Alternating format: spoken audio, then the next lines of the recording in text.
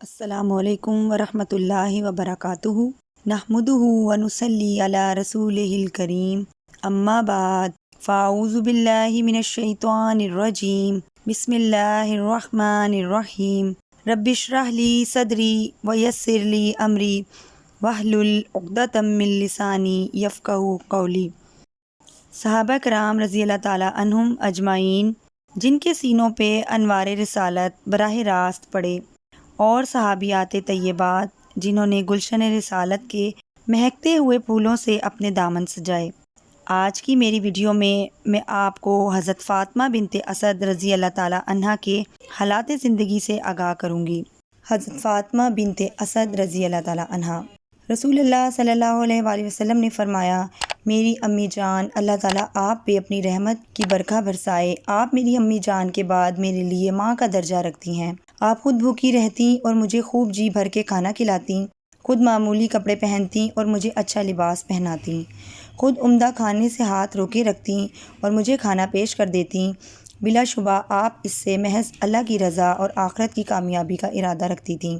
فاطمہ بنت اسد بن ہاشم بن عبد مناف بن قصی الہاشمیہ، حضرت علی بن ابی طالب کی والدہ ماجدہ، حضرت فاطمہ الزہرا رضی اللہ تعالیٰ عنہا کی خوش دامن اور رسول اللہ صلی اللہ علیہ وآلہ وسلم کے چچا ابو طالب کی زوجہ محترمہ تھیں۔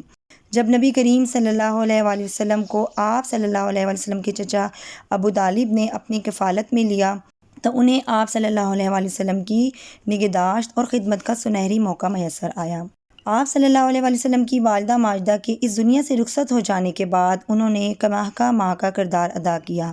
آپ صلی اللہ علیہ وآلہ وسلم کو حقیقی ماں کی کمی محسوس نہ ہونے دی۔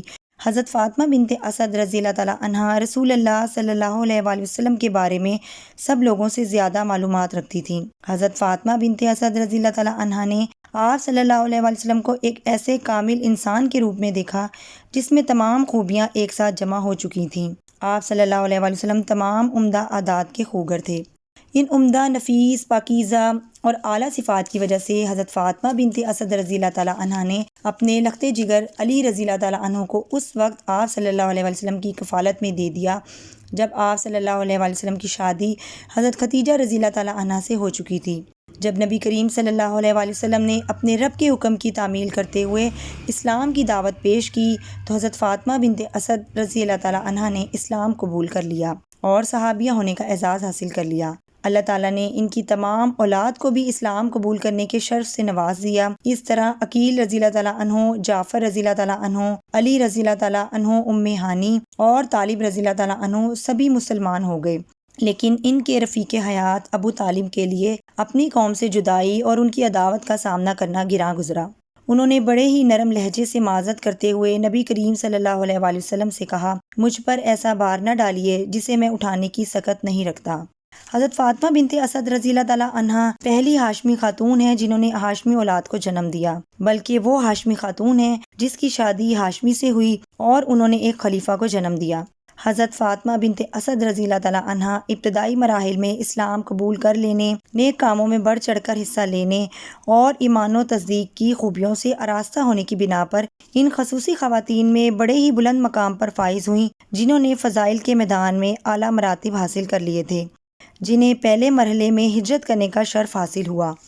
حضرت فاطمہ بنت اسد رضی اللہ تعالیٰ عنہ امن، آشتی اور دین کا سنگم تھیں۔ رسول اللہ صلی اللہ علیہ وآلہ وسلم ان کے حسن سلوک اور اسلام قبول کرنے میں مسابقت کی بنا پر ان کی نہایت حد درجہ تکریم و تعظیم کیا کرتے تھے۔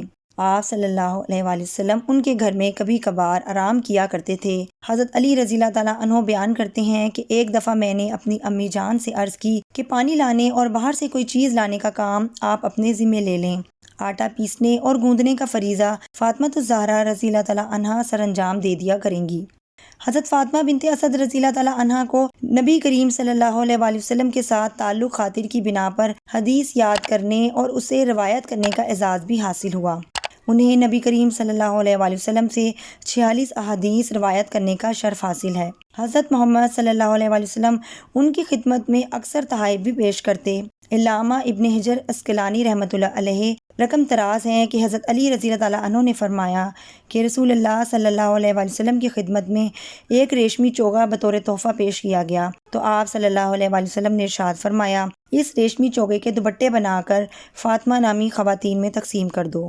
یہ حکم پا کر میں اس کے 4 دوپٹے بنائے، اس میں سے ایک فاطمہ الزہرا رضی اللہ تعالیٰ عنہ جگر گوشہ رسول صلی اللہ علیہ وآلہ وسلم کو دے دیا، دوسرا حضرت فاطمہ بنت اسد رضی اللہ تعالیٰ عنہ کی خدمت میں پیش کر دیا، تیسرا فاطمہ بنت حمزہ رضی اللہ تعالیٰ عنہ کو دے دیا، اور چوتھی فاطمہ کا نام نہیں لیا۔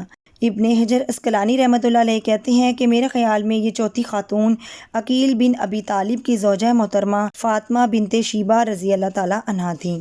حضرت فاطمہ بنت اسد رضی اللہ تعالیٰ عنہ زندگی اور وفات کے اعتبار سے خوش نصیب ثابت ہوئیں۔ نبی کریم صلی اللہ علیہ وآلہ وسلم کی زندگی میں انہوں نے وفات پائی۔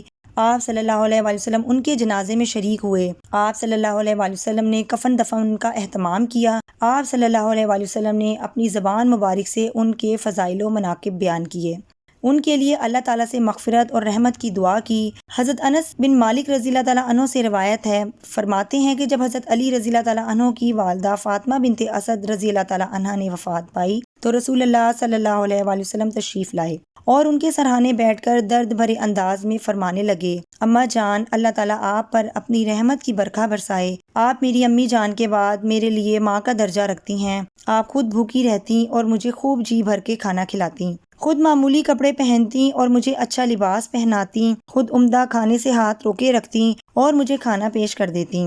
بلا شبہ آپ اس سے محض اللہ کی رضا اور آخرت کی کامیابی کا ارادہ رکھتی تھیں۔ پھر رسول اللہ صلی اللہ علیہ وآلہ وسلم نے اپنے مبارک ہاتھ سے وہ پانی ان کے جسم پر ڈالا جس میں کافور کی آمیزش کی گئی تھی، اپنی قمیض اتار کر انہیں پہنا دی اور اس کے اوپر ایک اور چادر کا کفن پہنایا۔ جب ان کی قبر کھودی گئی اور کھودنے والے لحد تک پہنچے تو رسول اللہ صلی اللہ علیہ وآلہ وسلم نے اپنے دست مبارک سے لحد بنائی، اس سے اپنے ہاتھوں سے مٹی نکالی۔ جب رسول اللہ صلی اللہ علیہ وآلہ وسلم اس عمل سے فارغ ہوئے، آپ صلی اللہ علیہ وآلہ وسلم خود اس لحد میں لیٹ گئے اور فرمایا، وہ اللہ جو زندگی اور موت دیتا ہے، جو خود زندہ ہے، کبھی فوت نہیں ہوگا، الہی میری والدہ فاطمہ بنت اسد رضی اللہ تعالیٰ عنہ کو بخش دے، ان کی قبر کو تحت نگاہ فراخ کر دے، بلا شبہ تو سب رحم کرنے والوں سے بڑھ کر رحم کرنے والا ہے۔ پھر آپ صلی اللہ علیہ وآلہ وسلم نے جنازہ پڑھاتے ہوئے انہیں لحد میں اتار دیا۔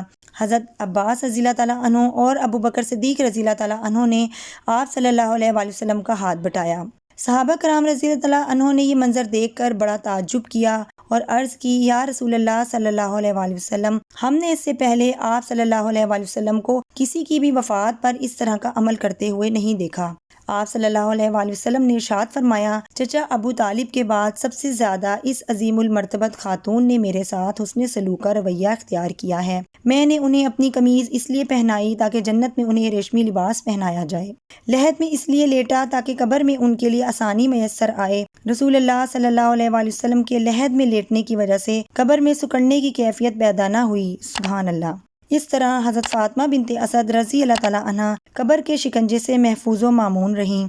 آپ صلی اللہ علیہ وآلہ وسلم کے لحد میں لیٹنے کی وجہ سے قبر منور ہو گئی اور اس سخی اور عظیم المرتبت خاتون پر رحمت کی برکھا برسنے لگی، جو دنیا جہان کی خواتین کے لیے ایک عمدہ نمونہ ثابت ہوئیں۔ اللہ ان سے راضی اور وہ اپنے اللہ سے راضی۔ سبحانک اللہم و بحمدک، نشہد ان لا الہ الا انت، نستغفرک و نتوب الیک۔ السلام علیکم ورحمۃ اللہ وبرکاتہ۔